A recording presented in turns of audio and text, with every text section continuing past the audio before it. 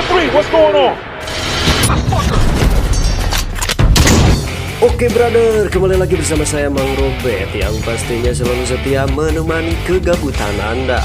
Di video kali ini Mang Robet akan menceritakan alur cerita film yang berjudul Rats of Man. Film ini dirilis tahun 2021 dan selain itu film ini dibintangi oleh Jason Statham, di mana dia adalah seorang lalakon yang dianggap biasa saja, bahkan diremehkan di tempat kerjanya. Namun ternyata dia adalah gegedug lumpia yang sangat ditakuti.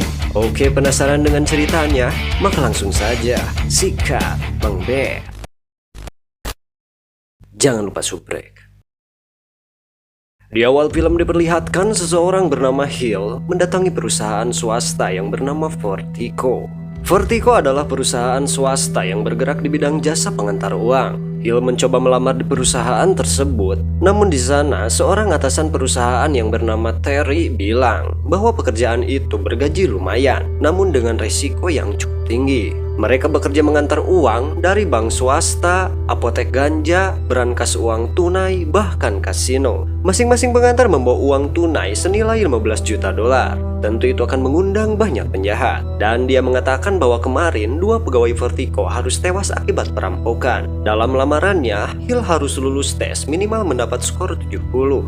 Ini dia Bullet, salah satu senior di sana. Ia yang akan mengetes Hill. Diawali dengan tes kebugaran, kemudian dites cara menembak, dan yang terakhir mengemudikan truk. Dari semua tes yang dilakukan, Hill mendapat skor 70 karena Hill melakukan kesalahan dalam tes tersebut. Namun skor itu cukup untuk bisa diterima di perusahaan Vertigo itu. Oke, kita flashback dulu ya biar kalian tidak liar saat menonton, jadi kalian lebih jelas memahami dan tidak bertanya ini itu.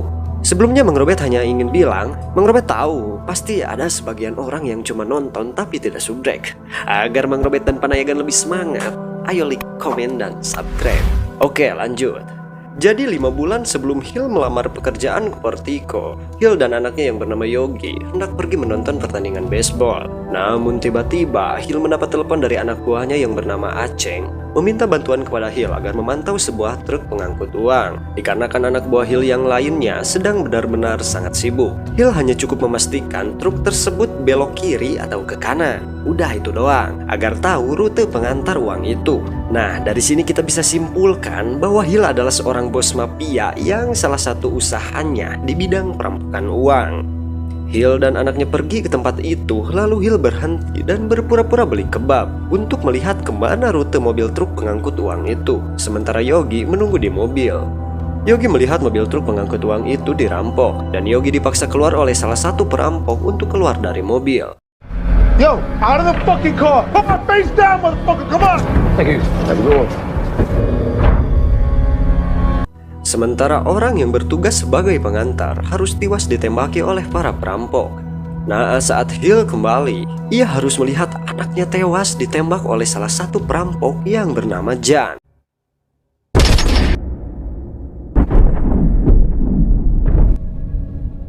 Jadi itu adalah flashback sebelum Hill melamar ke Vertigo. Nah, jadi kenapa Hill ini mau melamar kerja ke Vertigo? Mari kita bongkar. Di hari selanjutnya, ketika di ruangan loker, Bullet memperkenalkan Hill kepada pekerja lain. Terlihat semua orang di sana tidak peduli dengan kedatangan pekerja baru. Bullet juga memperkenalkan Bob dan Dave. Mereka berdua sedikit meremehkan Hill mengingat mereka adalah senior di Vertigo. Hari pertama bekerja, Hill ditugaskan bersama Bullet dan Dave untuk mengantar uang dari hotel ke Bank Amerika sejumlah 12,5 juta dolar.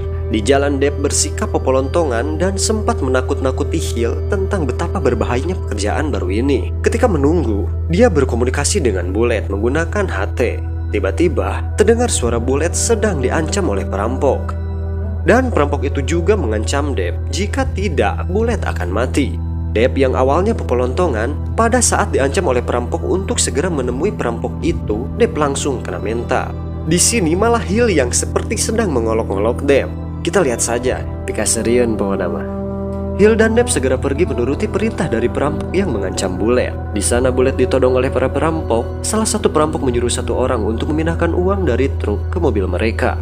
Kelah. Ini mah seperti Post Malone Itu gening yang penyanyi rap. Coba sidik-sidik gerak. Kalau salah coba tulis di komentar. Oke, lanjut. Ketika Hill sedang memindahkan uang itu, di luar dugaan Hill menembaki para perampok itu dengan sangat mudah dan tepat mengenai babatok dari para perampok hingga mereka tewas. Sorry, pal.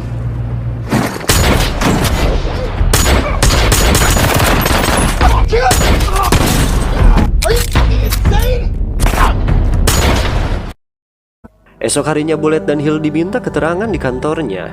Semua heran kepada Hill yang sebelumnya mendapat skor minimum dalam latihan, tapi dia dapat menembak perampok dengan sangat tepat dan terkesan brutal gitu. Orang di sana memperlihatkan video sebelumnya yang menimpa 2 orang pengantar uang yang tewas.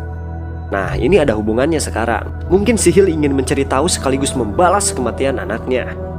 Pemilik perusahaan yang bernama Black sangat kagum pada Hill. Ia berencana akan menaikkan jabatan Hill di Vertigo. Keesokan harinya di ruang pemberangkatan truk, semua memuji Hill atas keberaniannya kemarin. 3 bulan kemudian, Hill terlihat kembali mengantar uang bersama Bullet.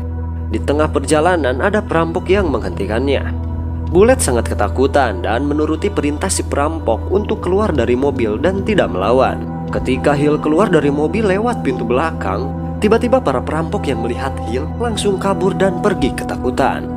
Aura maung dan pantulan cahaya dari tarangnya benar-benar edan. Ketika hendak absen pulang seperti pekerjaan pabrik, salah satu wanita bernama Dena mengajak Hill mabuk-mabukan di rumahnya dan tidak lupa melakukan pengenceritan. Setelah beres, Hill menginterogasi Dena dari mana uang sebanyak itu ada di rumahnya. Dena tidak mau bicara, namun ketika Hill melakukan teori ancaman dengan menarik pelatuk bedil, Dena langsung bilang bahwa uang itu ia curi dari Vertigo dan Dena tidak ada hubungannya dengan para perampok. Hill menanyakan apakah ada orang dalam setiap kasus perampokan. Di sini Dena tidak mengetahui apa-apa terkait orang dalam perampokan tersebut.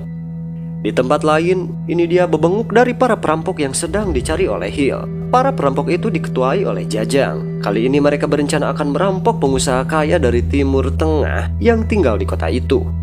Mereka pun dengan sangat mudah dapat merampok orang Timur Tengah itu. Hingga tibalah saat sang ketua perampok ulang tahun. Kali ini mereka merencanakan perampokan besar-besaran untuk terakhir kalinya. Para perampok mempersiapkan rencana yang sangat matang, yang ternyata mereka berencana untuk merampok langsung di depot uang dari perusahaan Vertigo. Mereka berencana merampok pada hari Black Friday, karena pada hari itu uang di depot Vertigo bisa mencapai 150 juta dolar lebih, dan informasi itu semua didapat dari orang dalam Vertigo itu sendiri. Sebelum beraksi, Jajang berpamitan kepada keluarganya dan mengatakan bahwa ia akan pulang. Di depot Vertigo, Terry bilang bahwa pada hari ini, hari Black Friday, para pekerja akan mengantar uang sebanyak 180 juta dolar lebih yang ada di depot dan menyuruh semua pengantar uang lebih waspada. Terlihat Bullet dan Hill pergi mengambil uang yang akan mereka kumpulkan di depot Vertigo. Di tengah perjalanan, Bullet berkata bahwa ia adalah seorang pengkhianat perusahaan dan bekerja sama dengan para perampok. Bullet berkata jika Hill ingin selamat, ia cukup diam dan ikuti semua perintah perampok, karena hari ini Bullet dan para perampok itu akan merampok langsung di depot Vertigo. Hill pun mengiyakannya karena semua penyamarannya memang untuk mencari tahu siapa perampok yang sudah menewaskan anaknya. Bullet mematikan kamera pengawas di mobilnya dan menjemput para perampok yang sudah siap dengan pakaian lengkapnya. Setelah itu mereka pergi ke depot, para perampok memulai aksinya.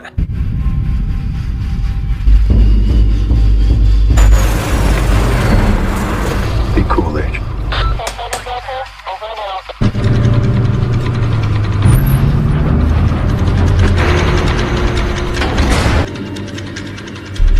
You ready? All clear, Gamma. Hill dan Bullet dijadikan sandera. Mereka berpura-pura mengancam Bullet dan meminta pintu keluar masuk dibuka agar para perampok bisa keluar dengan mudah. Hingga terjadi aksi tembak-tembakan.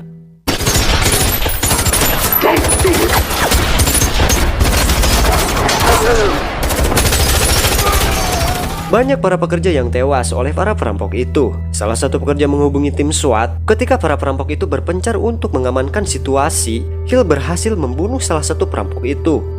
Lalu ia memakai seragam dan helm yang dipakai para perampok itu. Kemudian Hill membunuh salah satu perampok lagi. Kemudian Hill memasukkan ponsel ke dalam tas berisi uang yang tujuannya agar ia bisa melacak keberadaan perampok tersebut. Hill kembali harus berjuang dan ia berhadapan dengan salah satu perampok lagi. Kali ini Hill harus mendapat tembakan di kakinya, namun ia berhasil mentiwaskan perampok itu.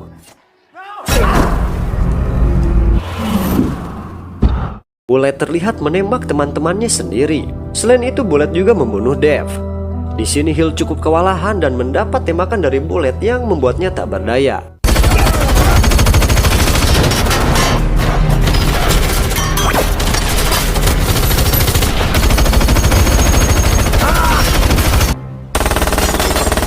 Setelah itu, Bullet, Jan, dan Jajang yang sudah berhasil merampok melarikan diri dengan menabrak mobil polisi yang menjaga di pintu keluar. Mereka berhasil kabur dan masuk ke sebuah gedung yang sudah direncanakan. Setelah sampai di sana, Jan membunuh Jajang. Kini tersisa Bullet dan Jan. Mereka membawa uang melewati terowongan bawah tanah dan memasukkannya ke dalam mobil yang sudah ia sediakan. Bullet berniat menembak Jan, namun Jan lebih dulu menembak Bullet hingga tewas dan pergi dengan senang hati dan selamat.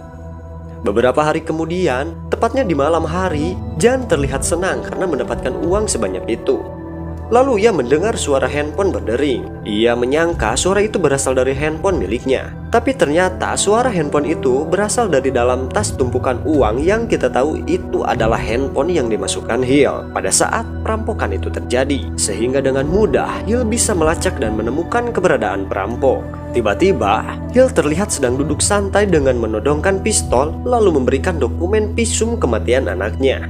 Hasil visum tersebut mengatakan bahwa kematian anaknya adalah tertembak mengenai hati, paru-paru, dan jantung. Tanpa banyak cincong, dengan santainya Hill menembak Jan tepat seperti ketika Jan menembak anaknya Hill, yaitu di hati, paru-paru, dan jantung, hingga tewas pada saat itu juga. Dan film pun tamat. Oke brother, sekian film yang Mang Robert ulas. Jika ada request film, tulis di kolom komentar. Mang Robert tak henti-henti mengingatkan kepada kalian yang cuma nonton dan tidak subrek. Mang Robert sangat menyayangkan, dikarenakan kalian tidak update untuk selalu mengetahui film terbaru yang Mang Robert upload. Selain itu, Mang Robert mengucapkan terima kasih kepada Panayagan All Movie yang selalu setia menemani Mang Robert dari nol hingga sekarang. Dan sampai ketemu di film selanjutnya.